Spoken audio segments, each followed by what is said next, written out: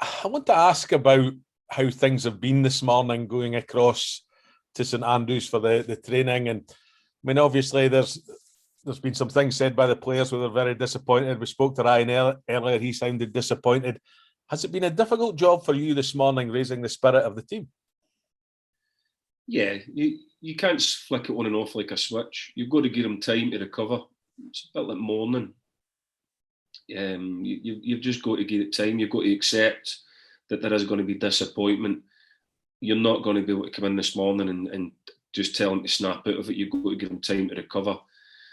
But they'll recover as the day goes on and time goes by.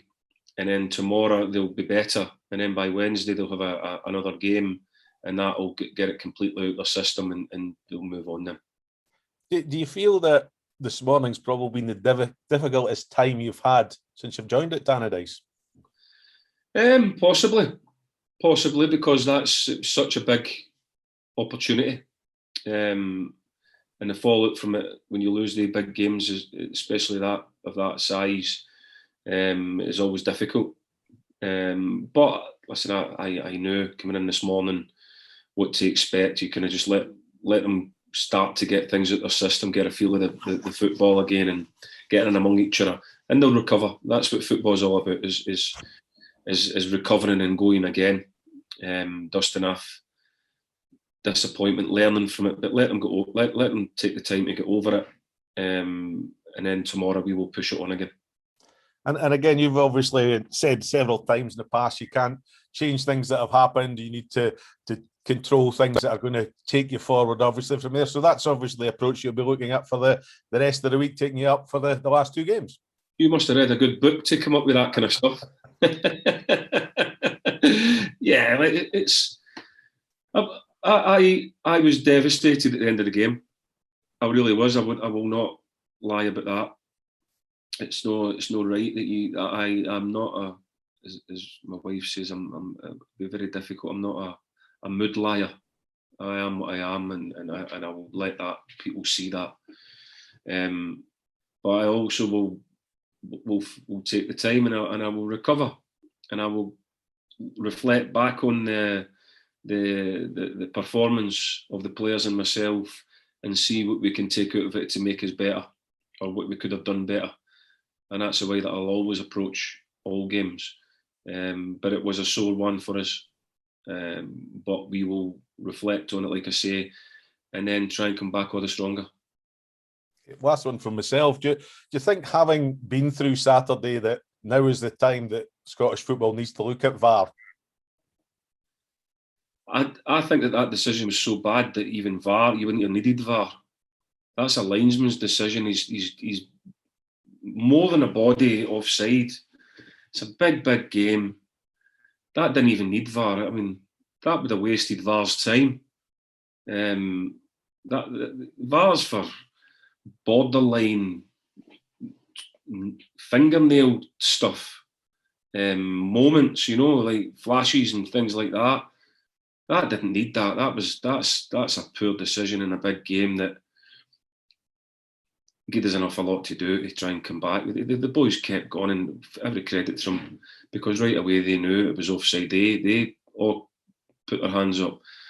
But to say that we need VAR, I think that's a different conversation. But you don't need VAR for decisions like that, no. Kind of on reflection of the season, when you signed on the dotted line at Dundee United at the start of the season, if someone had said to you, get to the National Cup semi-final and remain in the league, do you think that would have been a good place to be?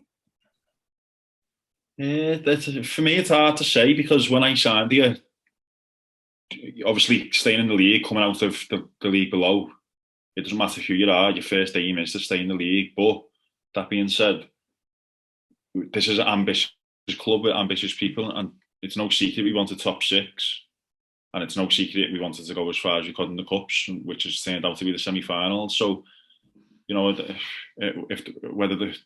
think that's a question for the fans.